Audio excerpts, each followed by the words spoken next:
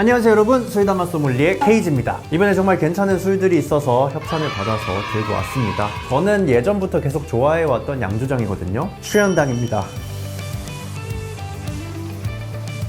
추현당의 근본 라인업으로 탁주, 약주, 그리고 소주 이렇게 해서 오늘 한번 시음을 해보도록 하겠습니다. 이 술들 정말 독특하고 정말 추현당이 아니면 맛보기 힘들다라고 할 정도로 개성이 뚜렷하기 때문에 기대해 주시기 바랍니다.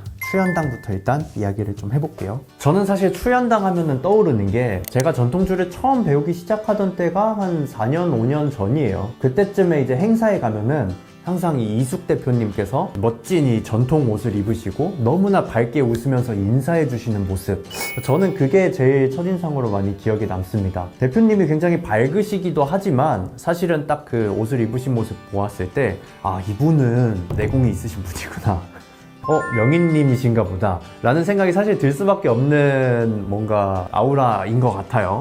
근데 사실 이 추현당은 역사가 그렇게 긴 양조장은 아닙니다. 이숙 대표님께서는 원래 천연세제나 이런 것을 수입하시는 그 사업이 되게 괜찮게 됐었다고 해요. 그래서 뭐 백화점에 납품도 하고 뭐 그 당시에도 굉장히 인기를 많이 끌었던 걸로 제가 알고 있는데, 어느 시점에서 사실 대표님께서 되게 하고 싶으셨던 게 결국에는 전통술이었다라고 해요. 어린 시절에 이숙 대표님의 할머님께서 정갈하게 옷을 입으시고 직접 고두밥을 찌시고 술을 빚으시는 모습들, 그리고 그 술을 이제 마을 이웃들에게 나눠주면서 이렇게 즐겁게 즐기는 모습들이 대표님의 머릿속에 굉장히 깊게 남아 있었다. 결국에는 내가 어떤 일을 죽을 때까지 해야 됐을까를 고민했을 때 할머님의 술 빚기를 한번 복원을 해서 또 상품화를 시켜봐야겠다 라는 생각으로 양조장을 차리셨다고 합니다. 그게 2018년이고요. 그 뒤로부터는 사실은 되게 단기간이지만 잘 나가게 되지 않았나 싶습니다. 우리술 품평회에서도 최우수상과 우수상을 수상하기도 했고, 저도 이번에 알게 된 건데 음식과 술을 함께 페어링하는 대회에서 대통령상도 받으셨다라고 해요. 술 양조 실력은 말할 것도 없지만 음식에 있어서도 굉장한 고수시다. 저는 개인적으로 드는 생각이, 뭐 이건 제 이제 사견입니다만, 사실 저희 어머님께서도 그런 얘기를 가끔 하세요. 아, 예전에 저희 할머님과 함께 누룩을 시장에서 사서 빚으시는 것들, 뭐 술찌개미를 먹었다든가 그런 걸 되게 생생하게 말씀을 해주시거든요. 예전에는 가양주로 빚는 문화가 너무나도 융숭하게 발전을 했었고 정말 소수의 분들에 의해서만 지금은 이제 계승이 되고 있는 셈인 거고, 다음 세대가 되었을 때는 얼마나 또 많은 술들이 맥이 끊기고 전통을 이어나가지 못하게 됐을까라고 생각을 하면은 이런 추현당의 술들이 정말 값지게 느껴지게 되는 것 같습니다. 한번 막걸리부터 시음을 해보도록 할게요. 이게 여주에 있거든요. 여주 하면 사실 유명한 게 두 가지가 있잖아요. 하나는 쌀이고 도자기. 근데 여주에서 만들었을까? 네, 박재국 작가님. 그렇네, 여기 서명이 있네요. 야, 이거 귀한 잔이네. 우리 영상 보고 주문하면 이것도 보내주십니까? 따로 판매를 같이 해서. 아, 판매를 하세요? 이 정도 퀄리티면 하셔야 될 것 같아요. 여기 잔을 보시면은 이거 뭔지 모르겠어요. 사실 저는 하는 일이 그래서 그런가 카메라처럼 보이는데 누가 봐도 이제 수제로 하나하나 그리신 것 같아요. 멋지네요. 마셔보겠습니다. 순양주 잔이지만 뭐 형제니까. 막걸리 치고는 도수가 좀 있는 편이고 그래서 좀 바디감도 조금은 느껴지는 것 같습니다. 향에서는 일단 산뜻한 산미랑 떡 같은 이런 쌀의 고소함을 같이 가지고 있고요.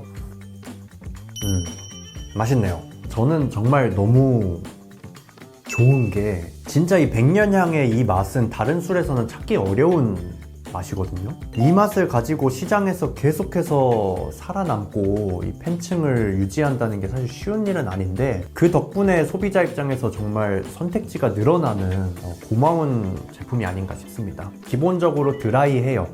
단맛이 좀 적은 막걸리고요. 단맛이 적은 막걸리를 찾는 게 사실 요즘에는 많이 어렵습니다. 저는 뭐 단맛이 있는 막걸리 좋아하지만 드라이한 막걸리가 취향이신 분들은 선택지가 정말 없어요.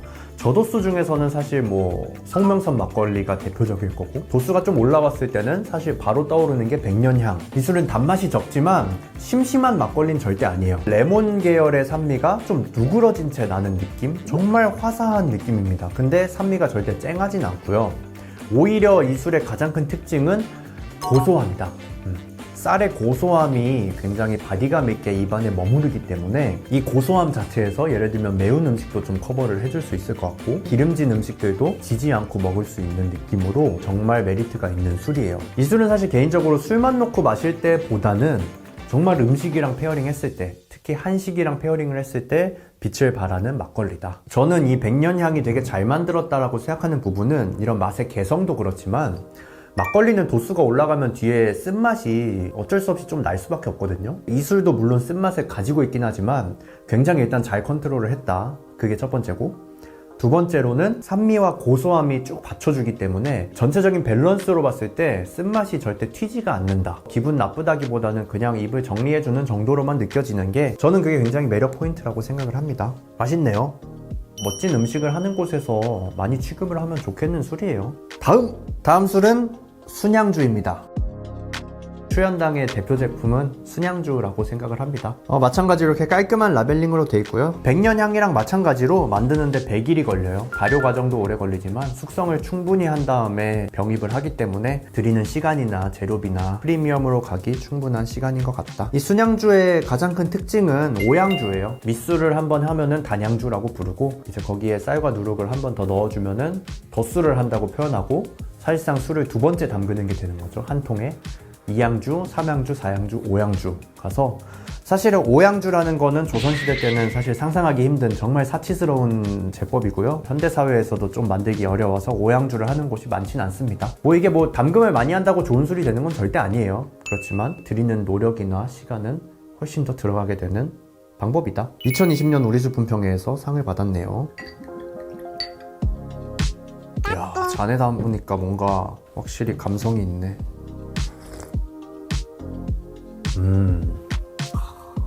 맛있는데요? 산뜻함과 고소함은 백년향이랑 비슷해요. 근데 단맛이 조금 더 올라오는 게 특징입니다. 전통주를 많이 접해보시지 않은 분이라면은 백년향보다 순양주가 이거 맛있다 라고 직관적으로 느껴질 수 있을 것 같아요. 근데 한 가지 확실한 거는 단맛이 올라오긴 했지만 여전히 약주치고는 덜 단 편입니다. 그렇게 단술이 아니에요. 생각보다 약주는요, 계열이 존재하거든요. 우리나라 전통 약주의 찐득한 단맛을 가지고 있는 약주, 예를 들면 소곡주, 교동법주, 천비향 예로 들 수 있을 것 같고요. 반대쪽에 좀 더 화사한 산뜻한 산미를 가지고 있는 청명주, 질환지교, 최근에 상 받은 두두물물도 비슷할 거고요. 이런 식으로 두 쪽으로 양분돼 있습니다. 근데 요 가운데 아래쪽에 정말 소중하지만 알차게 자리 잡고 있는 게 담백한 약주들인 것 같아요. 너무 시지 않고 너무 달지 않은 약주들. 대표 주자가 이 순양주다. 그래서 좀 더 약주를 많이 마셔보고 싶어 라는 생각을 했을 때 들어가 볼 만한 제품이 이 순양주라고 생각을 해요. 오양주를 한 것 치고는 그렇게 꾸덕하진 않은 느낌인 것 같고요. 그런 점에서 음식과 페어링도 괜찮을 것 같고, 이 순양주에서 느껴지는 특유의 꽃향이 있습니다. 그 꽃향을 느껴보시면서 드시면은 아주 맛있는 술인 것 같습니다. 순양주 끝? 근데 전 좀 궁금한 게, 네. 삼양주 나와 있는 걸 오양주로 보관했어요.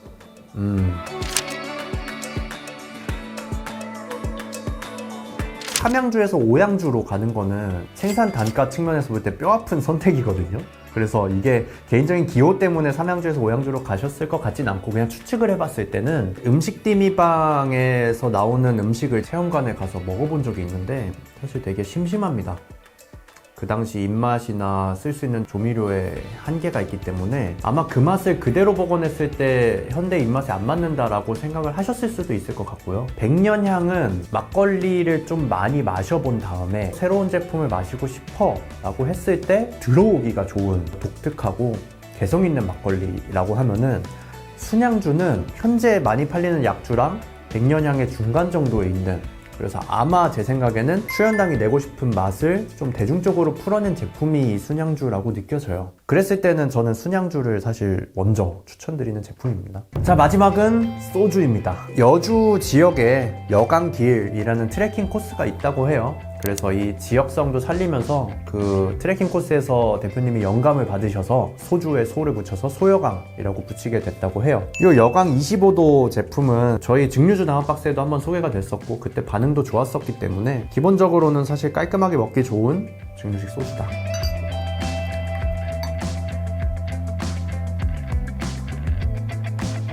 좋네요. 이 여광 25도는 두 가지의 좋은 점이 있는데, 하나는 25도 치고는 향을 되게 잘 간직하고 있어요. 낮은 도수지만. 그리고 끝에 알코올 튀는 맛이 적습니다.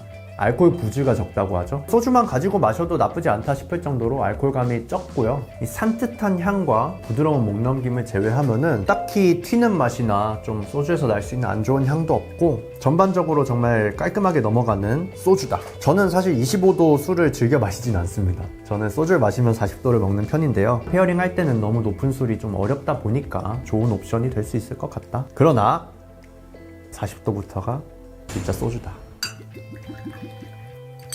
수량주를 종류에서 만들었다는데 생각보다는 순양주 같은 느낌이 있어요. 향이 막 비슷하네 이건 아니지만 순양주의 특징도 되게 산뜻한 산미가 너무 세지 않게 느껴지고 고소하게 끝나는 느낌인데 소주도 마찬가지로 산뜻하고 상쾌한 향이 느껴지고 그 다음에는 되게 깔끔하게 끝나는 느낌, 그런 점이 좀 비슷한 것 같아요.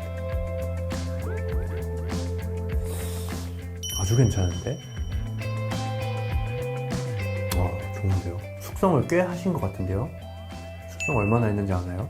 1년으로 1년이죠. 단기간에서는 이렇게 맛이 잡히지가 않아서 아주 괜찮네요. 이 산뜻한 시트러스 향이 이제 확실히 많이 올라옵니다. 약간의 풀향도 느껴지고요. 새콤한 향 자체가 확 찔러주고 퍼지는 느낌이어서 전반적으로 향의 강도도 되게 강하게 느껴지는데 부담스럽지는 않은 정도예요. 그게 아마 숙성이 많이 됐기 때문이라고 저는 느껴지고요. 이건 정말 독특한 느낌인데 입안 가득 화한데 기분 나쁜 화함이 아니라 허브를 먹었다든지 개운한 디저트를 먹었을 때 느껴지는 입안에 화한 느낌이 퍼지는 게, 음식이랑 드실 거면 25도를 드시고 아닌 분들은 전부 42도로 가시면 될 것 같습니다.